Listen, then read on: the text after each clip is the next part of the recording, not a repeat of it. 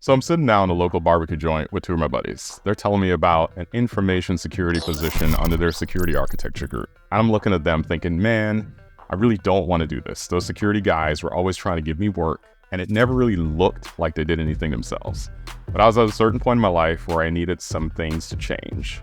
And in my current position as a network engineer manager, I was pretty much on call 24/7, and that had really beat me down. I had very little time for my kids, and I was going through some rough stuff at home. So I figure, you know what, this might be the best time for a change. So I decided to go and take a walk on the dark side. Little did I know, 5 years later, information security would become one of my longest held positions in the 20 years of my IT career.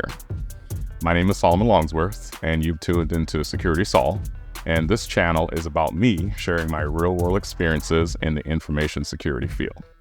So, time for a story. There was a time in my life where I really disliked Indian food, and my wife used to tell me when we first got married, you probably don't like it because you've never had a taste of the real thing. And she was right, I guess, because up until then, I had only really eaten at the mall, I had mall Indian food, but I never really had an authentic Indian restaurant experience. So it was during our honeymoon trip in California where we found this amazing Indian restaurant. And man, after that, I was hooked. And really, that's how it was with my interactions with security. Prior to me working in the security field, I never really had any authentic interactions with security and all that it entailed. I had been working in IT for about 15 years, but I never really did anything with security beyond configuring firewalls and proxies. And part of the deal of me taking that security architecture job was for me to get my CISSP certification within a year. And that's when I really dove in and began to taste what it meant to be a security professional. Now that CISSP was the hardest certification I've ever taken in my life. I had taken a lot of Cisco certifications, I took a lot of Microsoft tests before then, but that CISSP broke me. I mean, I straight up teared up after the test, but by the grace of God, I passed it on the first try, and that became my bridge from the operational side of my brain over to the security side of my brain, and really kind of made the two connect, right? For example, Domain 5 is communications and network security, right? I knew routers, I knew switches, I knew firewalls, I knew logs, I knew ACLs, I knew how to configure them, I knew how to set them up, I knew how to break them down. I pretty much knew everything about the network, but what I didn't know was really how to properly implement the security controls on the security side, right?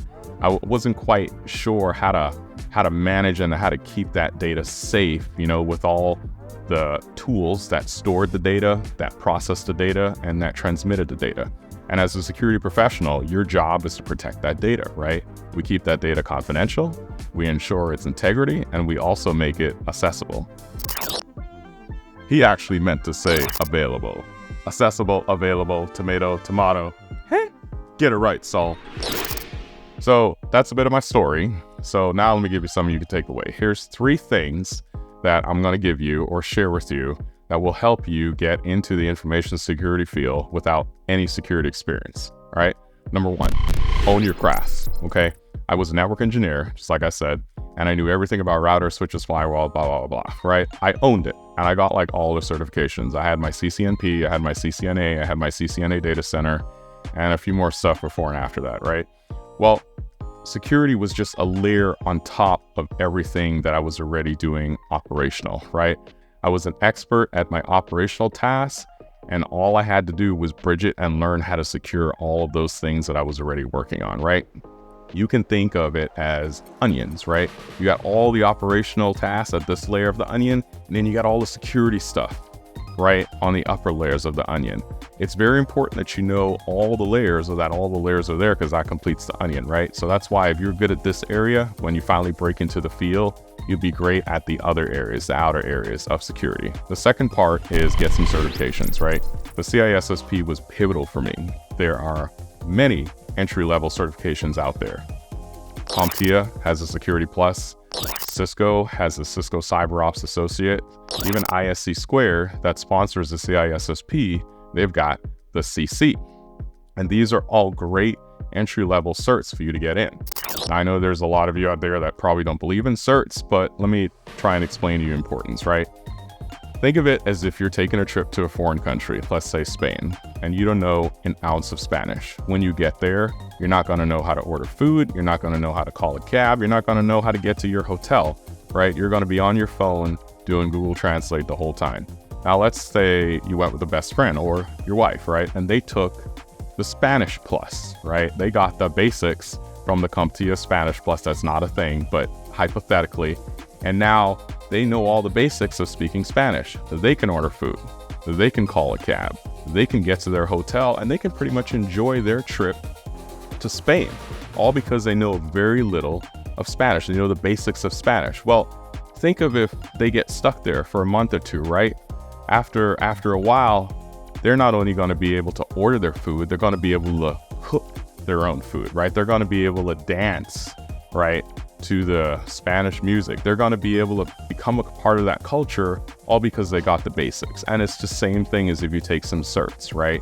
You're basically learning how to speak the language of a security professional, even though you might not quite understand everything around it. You at least know enough for you to be taught, right? And be able to get into it. Number 3, network. Okay. I got into security because 2 of my friends I worked with as a network engineer, they pulled me in. So if you really don't have any type of connections like that, go to some conferences. Join a local security chapter. I know ISACA has tons of those all across the United States. ISACA is a good one to get into. Meet some folks, network, talk to them, let them know your interests. In fact, let them know where you're currently at and just find out, hey, where do you think would be a good place for me to start? And talk to them about what they do. Make those connections, show that interest, and then, if you're lucky or so, you might get someone to be able to pull you in just like I did.